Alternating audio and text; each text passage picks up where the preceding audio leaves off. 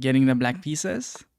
And against d4, we're gonna be going for the rock solid Caro-Kann, and hopefully we're gonna run against the advance. And there we have it. So against the advance, previous rating climb, I did bishop to f5, but this time we're gonna be going for what I believe to be by far the best move, at least below 2000 rating, because 80% of the times you're gonna be seeing the c3 move, and only, every ambitious chess player, including my cat, would play dc5 in this position.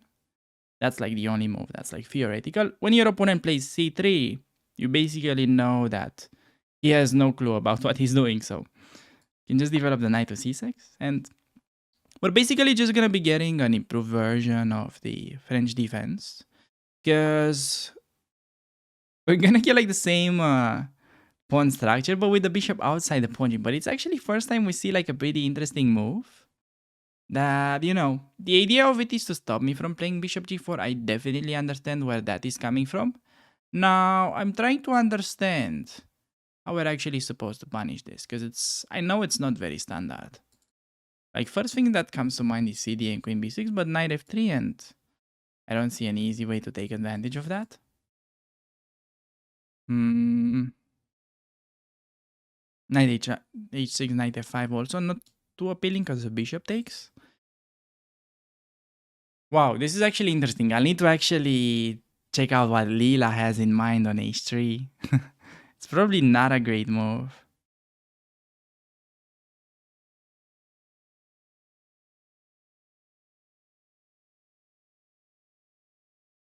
Hmm.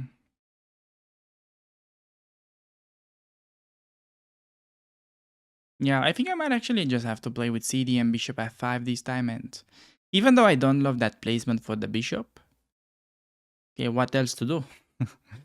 Here it's a matter of, we have to choose something. Could also just play the French, but not into that. Okay, should be making a move, basically. I'm just gonna play this and get the bishop to f5. It is what it is. I would normally love to pin, but now that the way this game played out, I think this is okay. And by the way, sometimes bishop takes on b1 might not be so stupid in this structure, but probably we shouldn't rush with it, I think. Also, he doesn't let me do.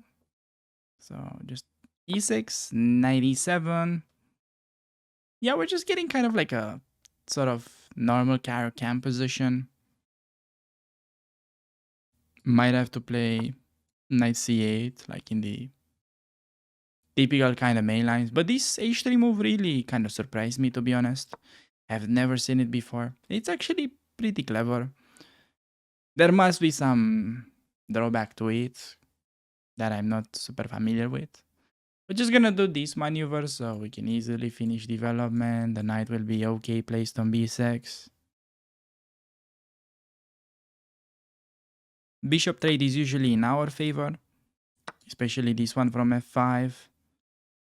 And yeah, just bishop e7, castles, bring the knight out. Just try to create some play on the queen side, some knight b6, rook c8 ideas.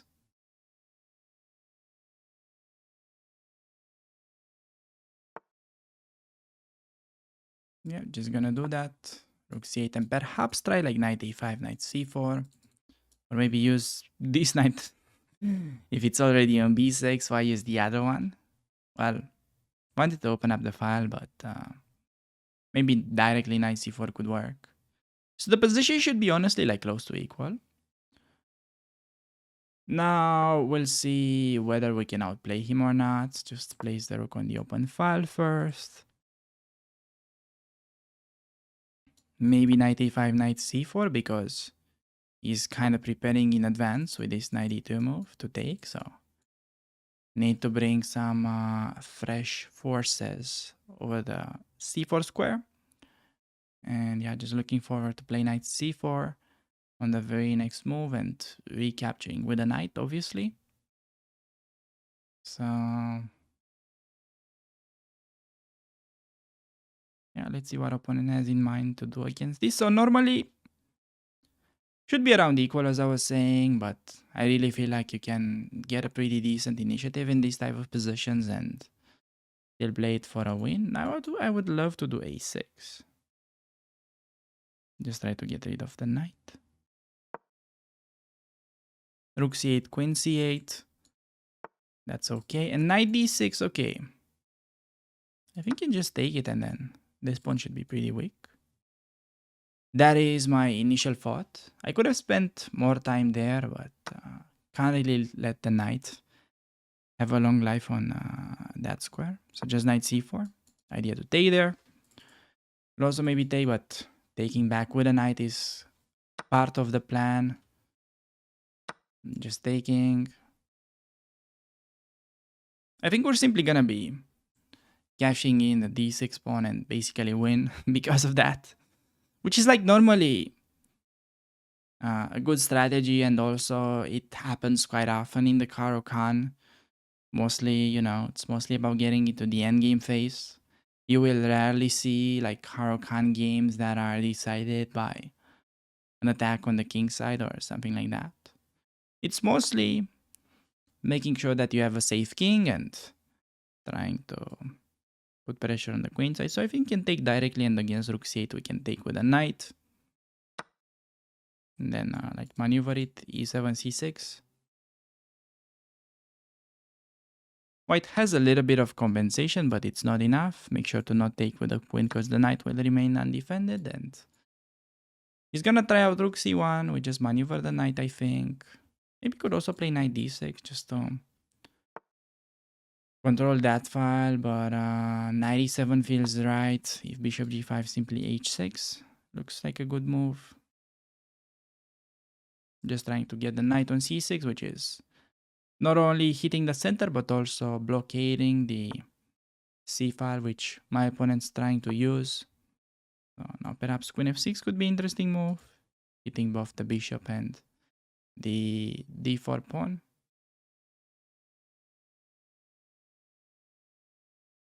Ideally, we'd also be able to trade queens, I think. That would be quite beneficial, I think, in these lines.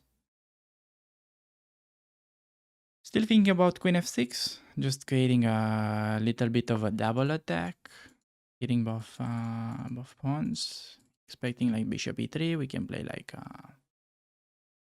well, no, he goes bishop e5, so have the opportunity to take, but then the issue is that his rook will become pretty active, so I think we're gonna say pass to that opportunity and just play queen f5.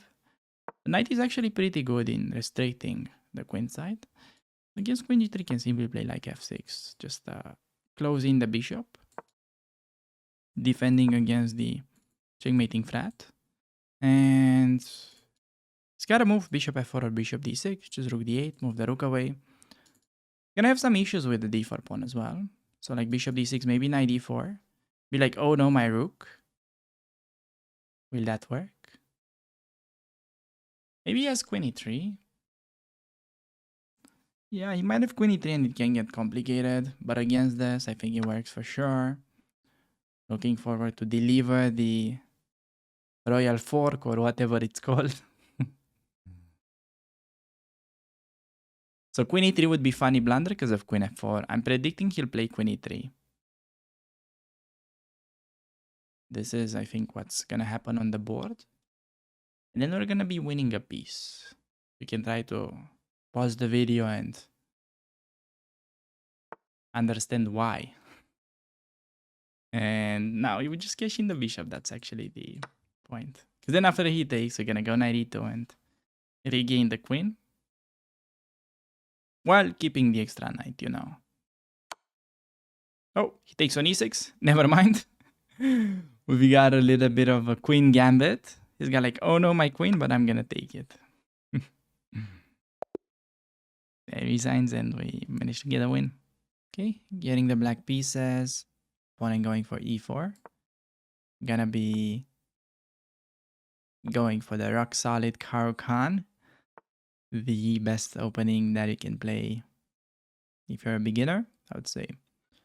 Below 1600, this just works amazingly well. And also above that, if you wanna become more serious, the Caro-Kann is still a great weapon. So facing the advance, previous rating climb I did bishop f5. You can check out that one if you wanna see how to play these type of positions. But in this one, we're gonna be playing what I think it's just working way better against lower rated opponents, like below 2000. The Botvinnik Kals just works amazing. Going for this little c5 move. Most of them play c3 or dc or yeah, knight f3. Like honestly, only serious move in this position is dc, but it's just not what they normally will play against you.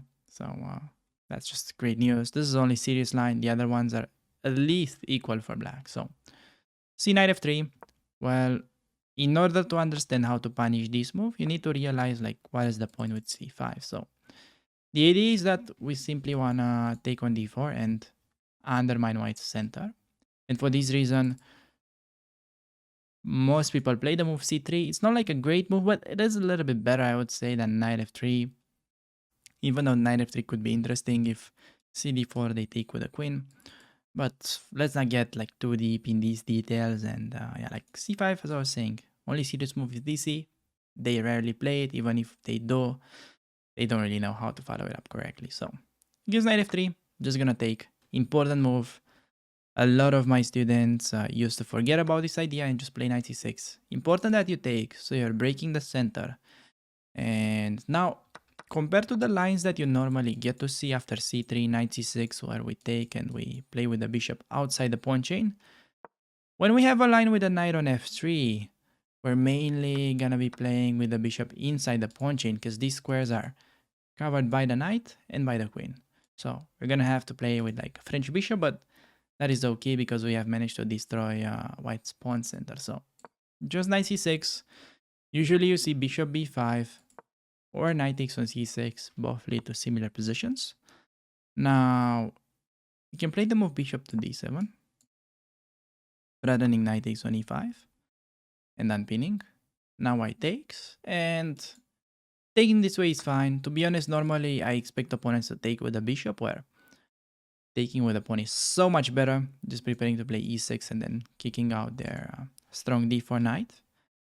And yeah, against knight takes, we can definitely keep it more simple and take with the bishop. I think I prefer that just because bc, bishop d3, it's gonna be pretty tough to exchange this bad bishop. Even though in some positions, like if they take here immediately, you can take this way, play e6, get a knight to g6, bishop e7 castle, and then later on trade this bishop with a5, bishop a6. Now that it's already on d7, we will no longer have that idea. So it's better to try to exchange it immediately, I would say. Even though maybe white still could try the move bishop d3. I think that would have been more clever.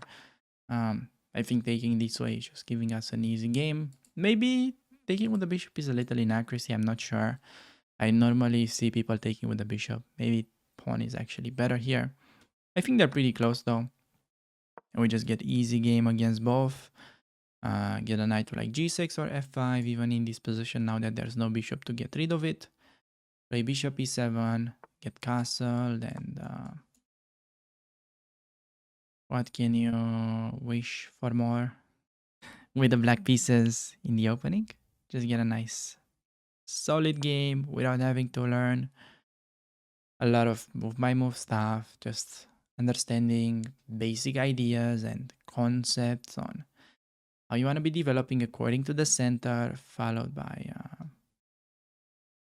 remembering the right squares for your pieces based on the line that your opponents choose. So see rook e1, we're threatening to take and just double up the pawns. So he wants to be taking with the rook. We can definitely eliminate the bishop. That is fine. I would just play bishop e7 though. I don't think there's the bishop's like running anywhere. Bishop f4 doesn't seem like such an amazing move, and we can just like continue with good castle. Could take on e3 now, maybe. Could have taken previously as well. I think I'm just gonna take on e3 just to keep it simple. Have the bishop against knight, and a nice pawn center to play with. Gonna be castling, pushing c5, rook b8 ideas. I think we're most likely gonna follow it up with c5, queen b6 in the near future. And then another idea that you wanna keep in mind in these positions is that pushing the a pawn is actually a pretty nice tool that many people are not familiar with. I think we start with queen b6, hitting the pawn. We might see opponent pushing c4. I still haven't rushed with the pawn push to c5. Maybe we could go some bishop c5 at some point.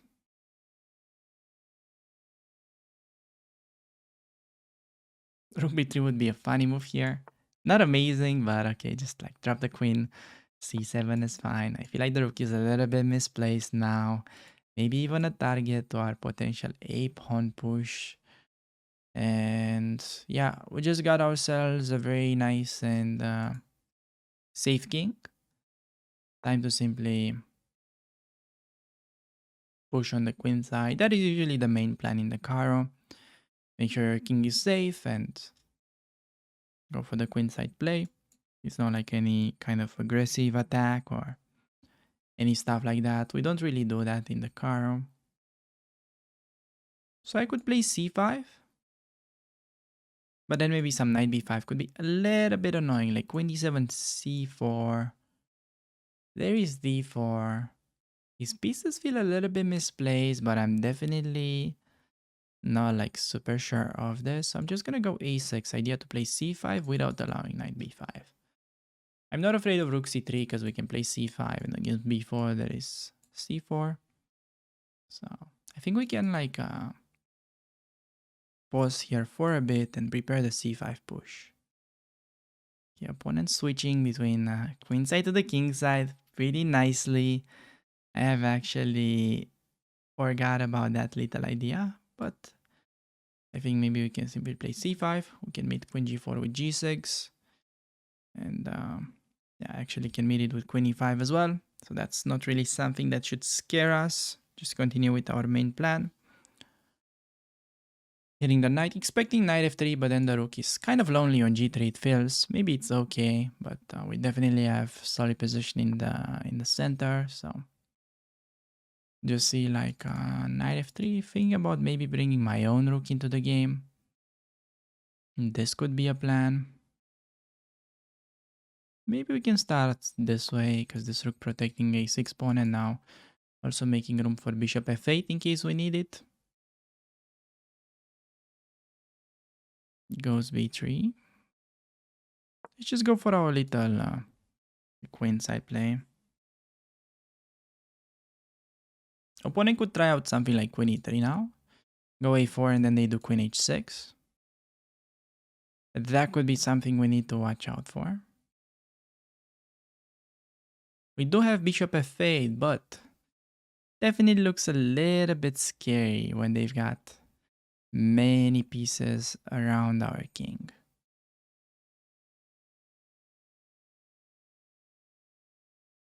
Usually the f6 break could be played, but it's definitely pretty risky as well. Like you don't really need to break in the center, just attack on the queen side, and that is generally gonna be easier. Okay, I think a4. We might be faster. It's gonna take him 2 moves. We're already threatening ab and win a pawn. This is looking good for us. I think his h4 move is really slow.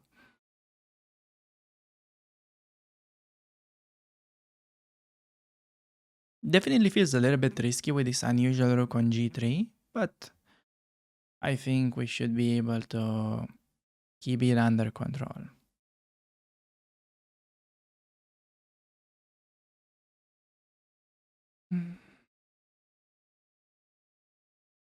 I think here best perhaps would be for my opponent to play something like rook e1, just sidestepping this file, because now after cb3 we have a little small trick to win a pawn.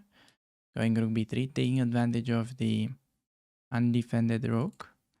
So if we can just grab that pawn, then we just have to exchange all the pieces and we're gonna be having a pretty easy win in the endgame. And can easily meet h6 with g6. That's kind of the main idea.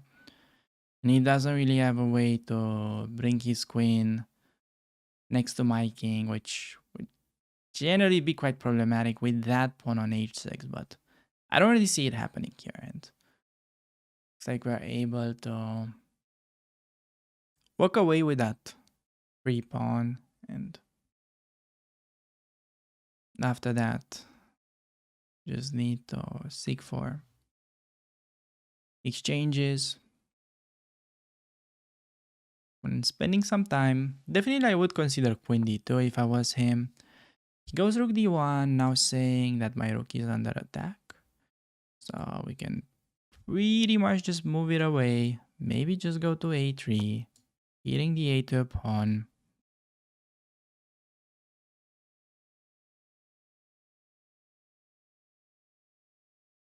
Still not so obvious for him how to continue. Sacrificing the exchange is not necessarily something I would have liked because he can take with the rook. If he has to take with the queen and we pick up e5, that could be interesting. If he takes with the rook, then that is no good. So it's definitely the exchange sack. It's actually one of my favorite procedures or like things to do in chess. I actually maybe even overdo it, but I don't think we had a great version here. So he just plays rook d2 protecting. Now, shall we go greedy and just abandon my king completely? I think we're gonna go greedy. Just go for the pawn. Think it's now or never. I simply don't believe in my opponent's attack. He's got a lot of stuff near my king, but we're gonna be pretty selfish here and let the king alone. For a little while at least. Go on a little bounty mission on the queen side and hopefully we can get this pawn and then return home in time. This is definitely pretty risky. But I don't really see how my opponent could try to bring his pieces, so we might very well just go for it. Now we have an option between taking and collecting the a2 pawn. I think taking on d3 is appealing just because we're pretty happy exchanging pieces, and I think we're even not gonna take, but start with queen a3 just because I want to get rid of the queens. That's more important than winning another pawn. And if he plays queen d2 and we can take the a2 pawn with the tempo, hitting their queen, that is more interesting to me. But just taking the weak pawn now, it's definitely something that could wait for a little, at least. And critical idea that I have is going queen c1 and try to pick up that pawn. So not easy for my opponent to avoid it because a move such as queen d2 will allow me to grab another pawn, and after that he can maybe go queen f4.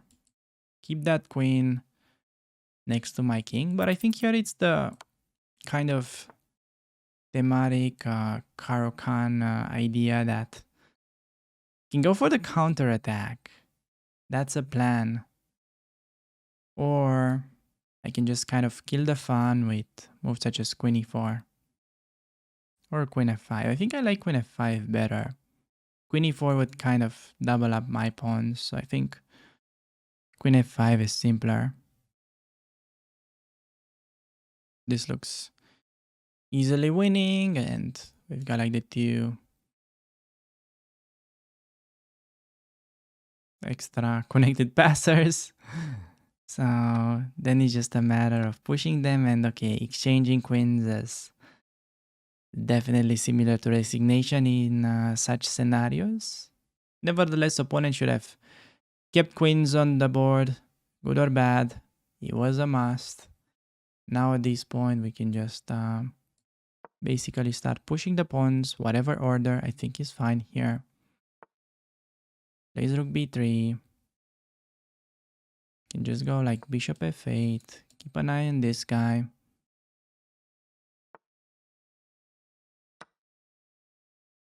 Take another pawn. Yeah, let's just play rook c8. Idea to push the c pawn. Opponent's counterplay is definitely pretty far away. Can just do d3.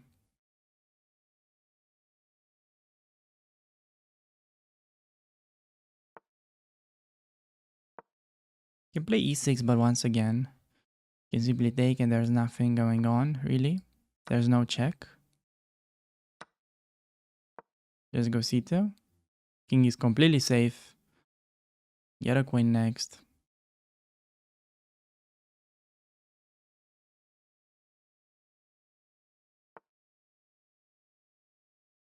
Yeah, try rook d7, but I think that is not really gonna help, and we're gonna be able to get in a nice little checkmate on h1. Okay, getting the black pieces, facing the first king's pawn, going for e4, knight f3. Just gonna set up the caro, and normally in this position they either go ed or e5. Against e5 I recommend bg4, and we're gonna go e6, c5. Whenever they do h3 we take, and we just play it like very similar positions to the advanced variation in the Botvinnik Carls. When they take is basically just gonna be a Carlsbad structure no matter what they play. Opponents stopping bishop g4. I don't really mind that. I'm just gonna develop my knights. And in this case, I think we might develop to f5. Normally, I prefer developing the bishop to g4, but if that square is taken away, f5 is the way to go. So notice that normally we always develop the bishop outside the pawn chain if we can, before playing e6, and then just go bishop e7 or bishop d6. Here, I would just go bishop d6 since it's the more active square. A lot of people might do bishop g5, which is not really a problem for us. Just go castle in case of g4. Despite being able to retreat to g6, I think also bishop takes. So b1 is an additional alternative. Opponent just trying to set up some kind of pawn storm, which shouldn't necessarily be working here. Now, how do we want to punish that?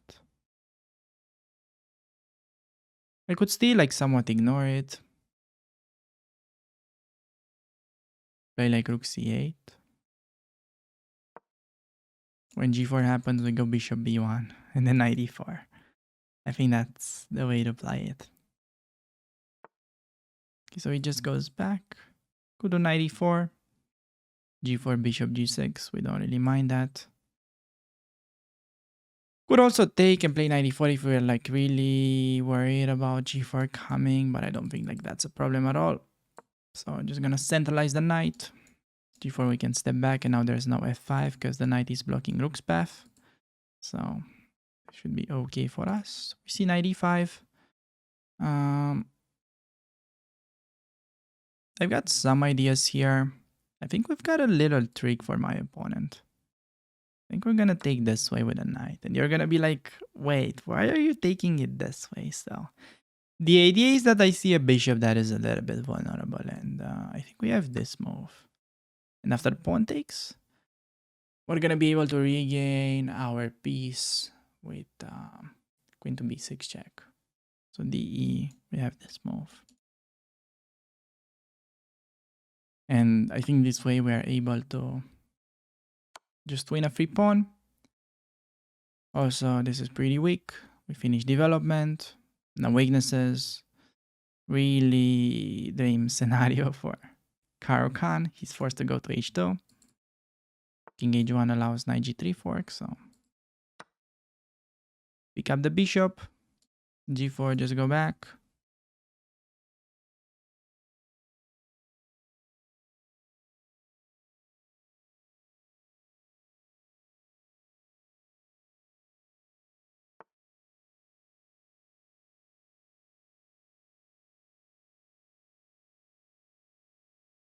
think we just exchange because bishop takes. Another pawn will be dropped. Queen d2 doesn't work because of the hanging rook that we can simply collect. So should be a fairly easy conversion from now on. Yeah, opponent finds the appropriate moment to resign.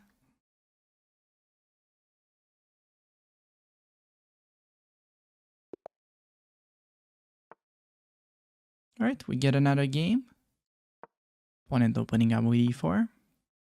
Gonna be trying out another Caro-Kann, and this time we're facing against more of like sort of a Grand Prix setup in case if you would have gone for e5, but we see e5, which is actually an inaccuracy because it's opening up this huge diagonal.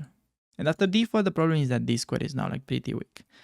And the main reason why this is a weak square is because our pawn is controlling it and his pawns are never gonna be able to cover these squares. Meaning that we've got a great outpost for a piece. Generally, knights are the best pieces to use for the outpost. And whatever we can get there, it's basically going to be great. So just knight c6, knight f6, develop. Maybe just start with bishop f5 so he doesn't have time to play bishop d3 himself. Go e6. Knight f6. If he plays bishop d3, we're happy trading. Now, whenever they do this kind of thing, you need to consider whether they want to go for like a quick knight e5. I think that's not a problem, but I'll just start bishop d6 so we can meet knight e5 with knight e7 if he wants to try that.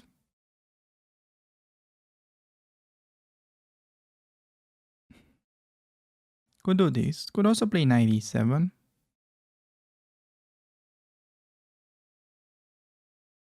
Okay, I'll start rook c8. Just have this covered. See what he has in mind. Case of knight e5. Yeah, again, we could maybe try to set up a tactic later on. Just plays bishop a4. I think now we're safe to just play knight f6, knight e4. Castle short.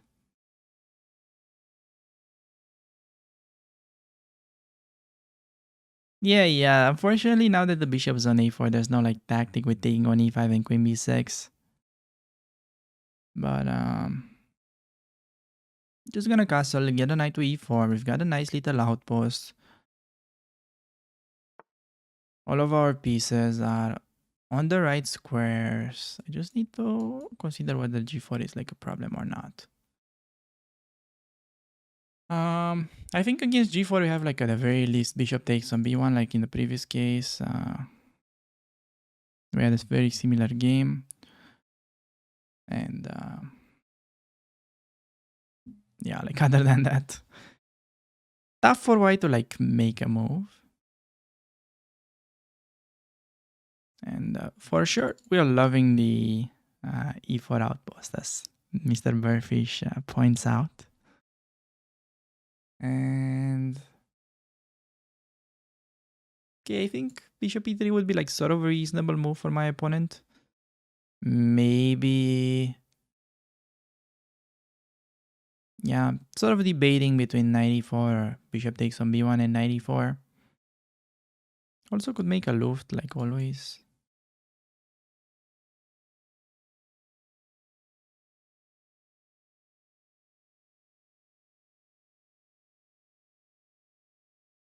Yeah, that's like best. He could also do knight d2. But then knight d2 could maybe play knight e4, just initiate a trade. Knight takes, bishop takes.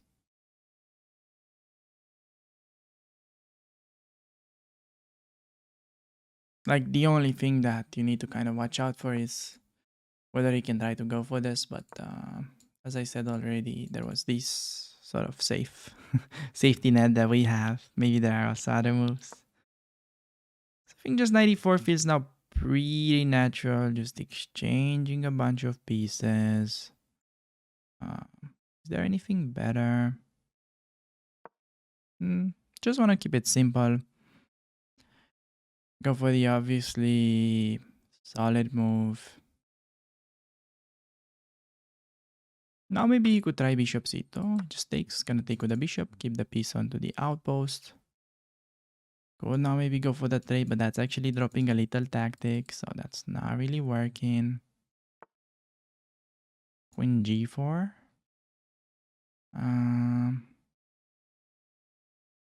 Interesting. Could play f5. I think that's a nice move in this position. Just getting a tempo on the queen and preparing to take on e5 while keeping this monster bishop on e4. I think that's like a pretty nice transition. And keep in mind that you don't wanna mess up the move order and take and then do f5 because he's gonna be able to en passant. So like first you do f5, hit the queen, and then you take on e5. That is like the proper move order. Now, do I want to take with the bishop or with the knight? If I take with the bishop, he's gonna take with the f pawn, most likely. Trying to see like sort of a quick follow-up.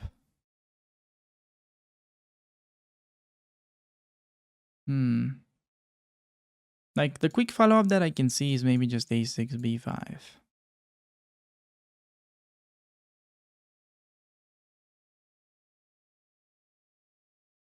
Yeah, I think we take it with the bishop. That looks reasonable to me. Just play like a little a6 move. Still waiting for him to play bishop c2 so we can deliver knight d4. Not really afraid of this move because it's not like threatening much. Just gonna do b5 and just praying that he plays bishop c2 so we can hit him with knight d4. Looks like opponent's aware of that little idea. I go queen b6, setting up a nice little pin, which again opponent avoids. So far it looks like he's definitely keeping an eye on my threats. We just keep pushing on the queen side. Idea to maybe push a4 and then b4 or b4 directly. If a4, I think we just advance. See bishop e3. So he might be really threatening to play this move, and now we have no knight d4. Start with b4. c4 doesn't really work because of knight d4. Maybe there's queen f2, so I can't even do that.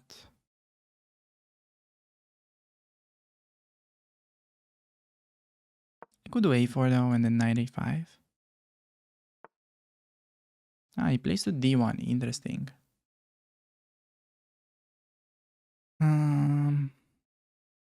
Thinking to move the knight away. Could also go b4, but then I want to watch out for like c4. So maybe just knight a5. Try to get like the typical knight maneuver. So far, opponent defending great. Like he's definitely dodging a lot of bullets. But for some reason, he decides to move the king. Maybe he wants to push. Could bring the knight closer.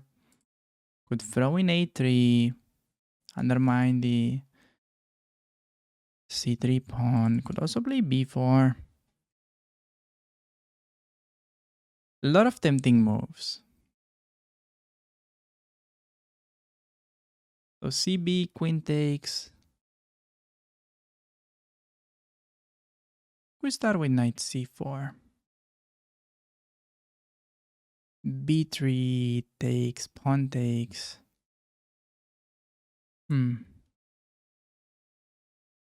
Also like a3 is very tempting. So many things. So many tempting moves. Hard to pick. I think just a3 should be the move, undermining c3 directly. No need to slow play it here.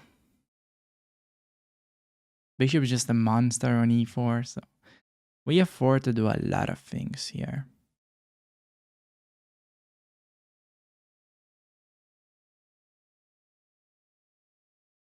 So I think I'm basically threatening to push b4. Okay, he plays rook c1. There's this move. There's also b4 directly. I think I just like b4, keep pushing. Just focus on the queenside initiative.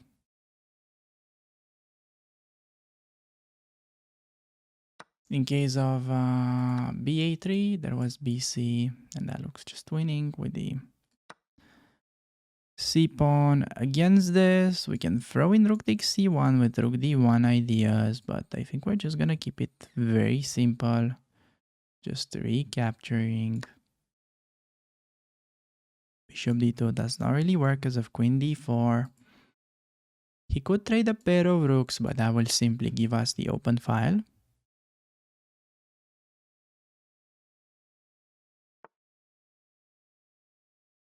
Does find the b3 move. But the problem is that we can simply take on c1 now and then pick up a pretty important pawn.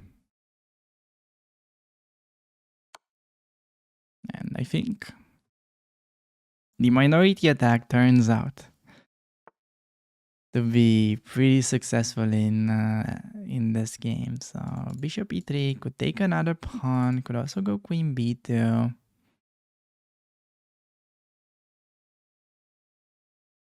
Which one do I want to go for? I think I want to keep it more like in control rather than going aggressive and play a move such as queen b2. Queen b2, I expect him to play something like queen a6 though. Oh no, that doesn't work because he gets mated. So I'm just gonna do queen b2, trying to get rid of the queens and win the endgame. It's normally the easiest. Bring the rook onto the open file. Don't have any entry squares yet, but we might soon.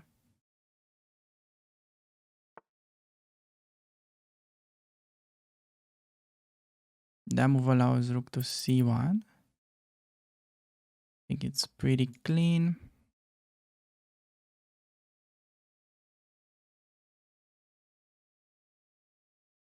We do have the opposite colored bishops though, which I haven't really paid much attention to, strangely enough. But I think with this particular pawn, we should have very decent chances to convert this. The bishop d3 should be winning a piece, I think. Just rook e3 f4. So we should have played the king move, I think. No, just deflecting the rook so we can win his bishop and then we'll be mate on f1. So I don't really expect this game to last for long.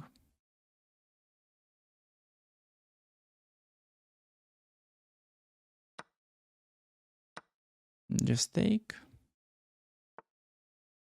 Goes bishop b4. Give a little check. Go over to a1. Do keep the pawn alive.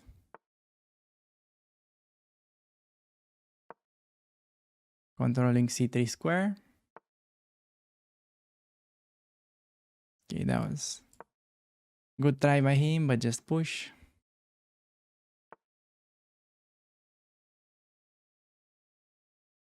I think can take the g2 pawn.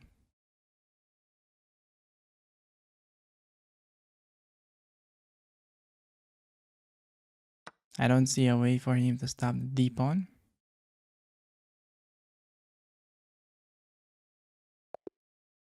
Okay, and he resigns and we managed to get a game.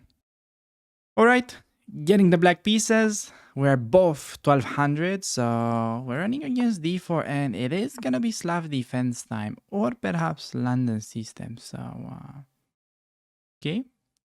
How are we gonna be beating the London system pretty quickly? I think I'm just gonna play knight f6. And yeah, then just gonna be doing c5, knight c6. Just gonna stick with like the standard main lines, let's say. Just gonna be going with c5, knight to c6, and play like theoretical and okay, just gonna try to punish his mistakes. Okay, already c4 is a mistake.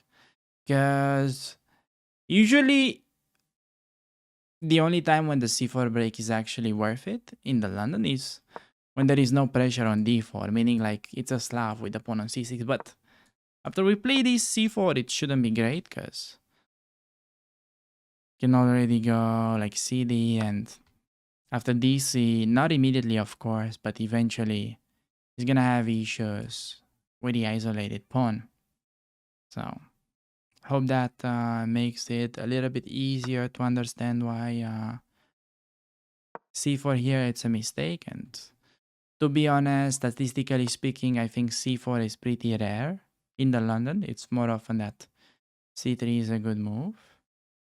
And I could play bishop g4, which sometimes allows like a weird queen b3. I think I'm just gonna play with like e6 and just keep it solid, wait for him to move this bishop once, then we throw in dc and follow it up with bishop e7 castle, eventually fianchetto.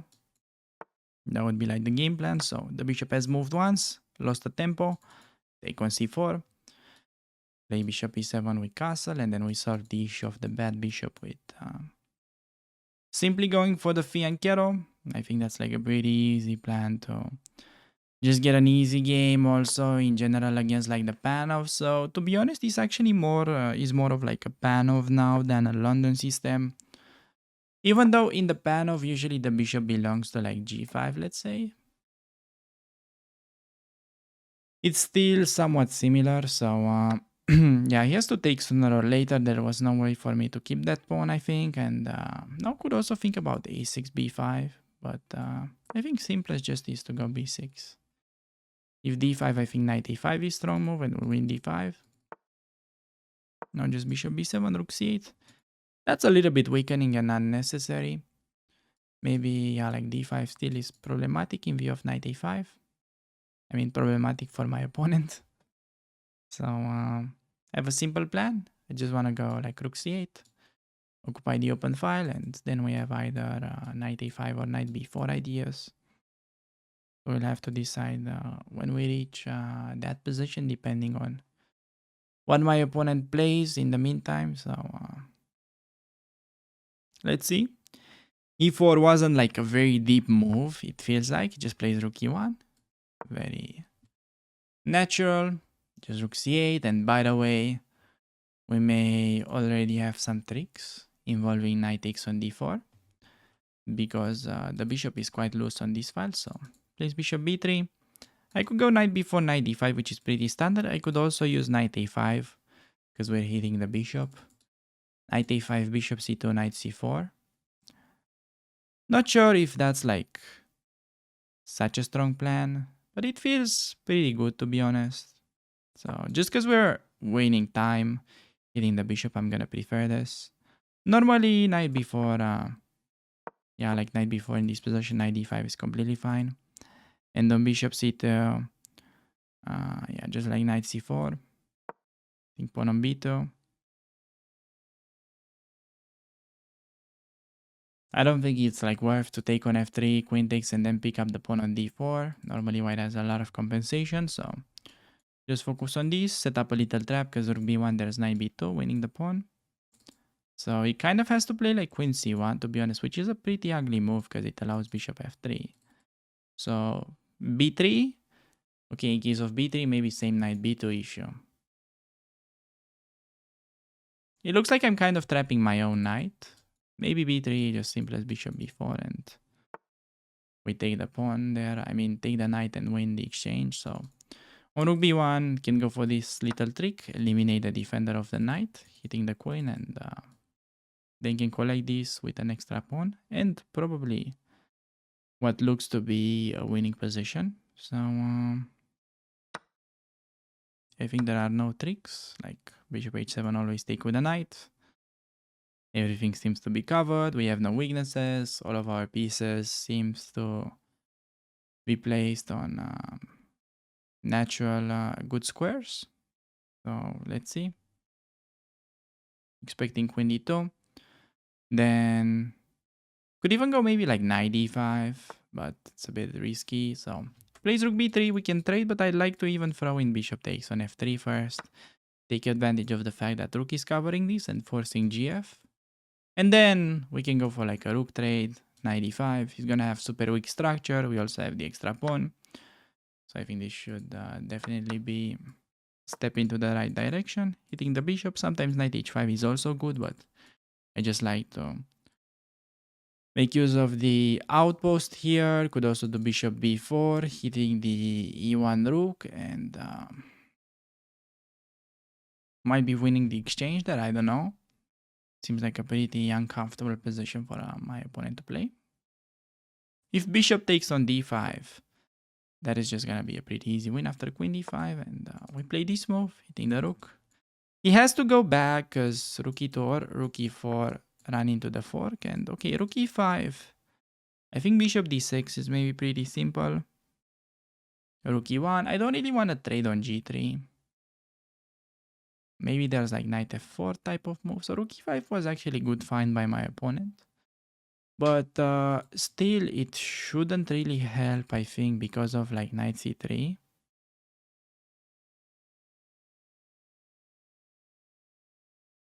Yeah, I think knight c3 looks pretty good here. The only thing that we'll need here is bring the rook into the game though. So I think we start with this. I just want to get rid of that rook. To be honest, that rook is kind of bothering me for whatever reason. I just want to get rid of it. Force it back to e1. Looks like a little repetition, but I don't really mind it. So he has to go to e1, and then maybe we just play queen c7. Yeah, I'm not sure I like queen c7 as a move. Rook e1, knight f4 is my kind of move. Just having the knight looming around my opponent's king, to be honest.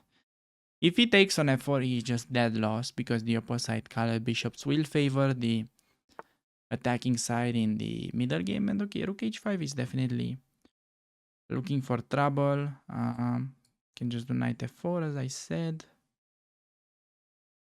Hitting the rook. Maybe he wants rook h4. How about we start with g6? Can't be a bad move, can it? Expecting like rook h4, maybe bishop e7, trying to maneuver the bishop to like f6.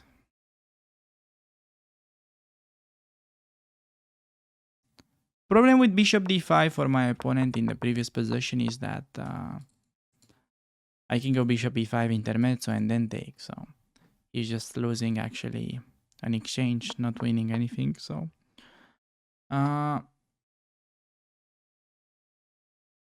goes there. Could go knight f4. Could also play queen g5 first, pinning the bishop. Kind of like knight f4. Hitting the rook. If we see a trade, that's definitely in our favor. We get rid of the main defender of his king. And in case of like rook h4, I think queen g5 looks pretty interesting, setting up a little trap. And okay, this is just completely winning now. Easy moves. Queen g5, rook on the open file, and rook c1. That should sort of seal the deal.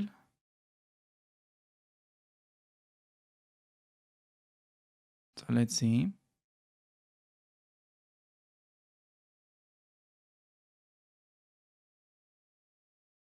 The problem for my opponent is that, again, we have a middle game where we have opposite colored bishops, right? We have this and he has that.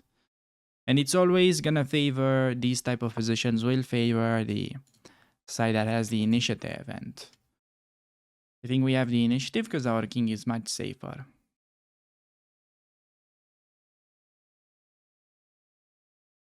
Now, simple plan. Rook c8 coming to c1. So maybe you should try queen c2. But queen e3 allows just that. Rook c1, queen g1, and we will probably get a checkmate pretty soon.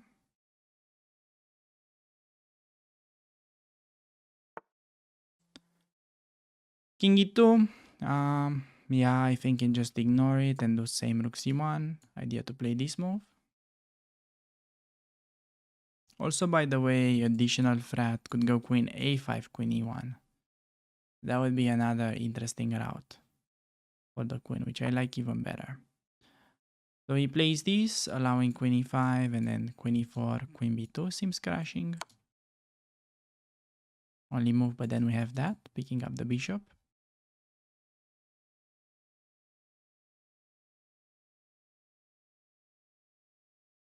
So let's see.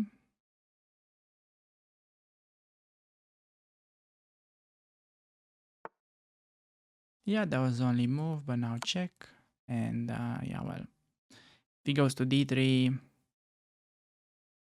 there is queen d2 mate, so yeah, he just resigns and we managed to win the game. Hey everybody, thanks a lot for making it this far into the video.